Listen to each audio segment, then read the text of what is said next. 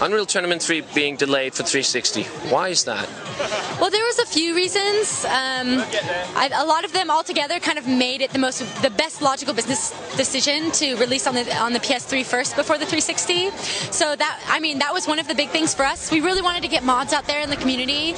We really wanted people to start doing stuff with that, and we wanted to try to work out some of the issues with getting them on the 360 in that kind of process. Unfortunately, we haven't really worked out or resolved a lot of those issues yet, but our decision was to just go forward and release the game to gamers that we know the 360 owners really wanted. And we're trying to make up for it in a few ways, like rolling in all the DLC maps and 5 new exclusive maps to 360, 2 new characters. Well, the 360 version of Unreal Tournament 3, it has split screen in it, which our previous versions did not support.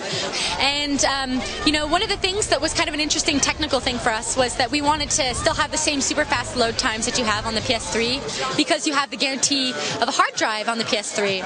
So what we did is we actually automatically detect whether or not you have a hard drive and automatically cache to your hard drive. So you have the same super fast load times on the Xbox as you do on the PS3. The PC was the basis of development, so everything that we develop at Epic is done on the PC first, and then we essentially optimize for whatever console we're developing for. So in this case, we were just developing on the PC as normal, and then rather than formatting it essentially for the Xbox, we just switched to formatting it for the PS3. And then we had to work on doing all the things we needed to do to get it running really well on that architecture. So one of the biggest differences between developing on the Xbox 360 and the PS3 is the fact that the Xbox 360 architecture is very similar to the PC. So as I was saying before, we develop on the PC first and then format to the version that we're planning to ship on. And in the case of UT, when you're just moving from the PC version to the 360 version, there's a little bit less formatting essentially of the code and things, a few less changes that you have to make. So that was a little bit of a hurdle for us, but it wasn't to say that it was different or difficult. Just the architecture of the PS3 is so completely different from the 360. The memory management is different. The SPUs, all that stuff on the PS3 it's just different from PC. So we had to change the way the game gets formatted from PC to PS3 and nice and optimized, and that was it pretty much. We still support 4-player co-op in the 360 version. Like I said, we have split screen now, which is really awesome.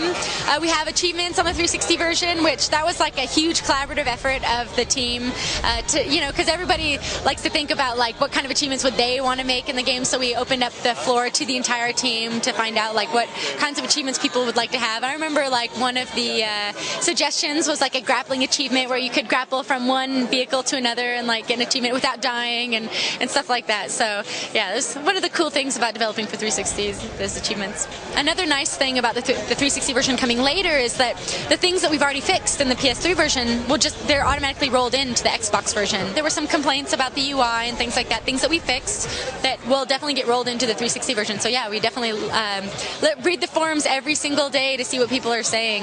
Well, we've already done patches for the PS3 versions, or we've done a patch for the PS3 version, so we are actively trying to fix any issues that we see that the users want changed or updated or whatever. As far as future plans, can't really speak to that right now, but we always support our products, and if there's ever a glaring issue, we definitely want to try to go about fixing it. So our biggest challenge was probably, there weren't a lot of really big challenges, to be completely honest, because we've already developed for the 360. We know the architecture inside and out. Like I said, we developed for the PC, and the 360 is very similar.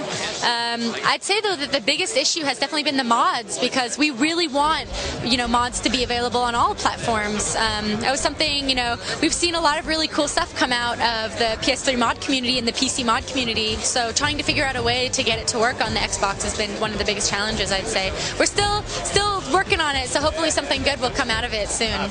So I'd have to say my favorite thing about the 360 version would definitely be the ability to have split screen, because something that me and my boyfriend do a lot is play games together, Halo on Legendary co-op, right? Halo 2 Legendary co-op. That was something we played for hours and hours and hours. So for me personally, that's really awesome to be able to play with him and show him UT and stuff. So yeah, definitely. Well, we're supporting Xbox Live the same way we've supported PlayStation Network, with same robust set of leaderboards and community features and achievements. But in essence, the feature set is pretty much the same as the PlayStation version.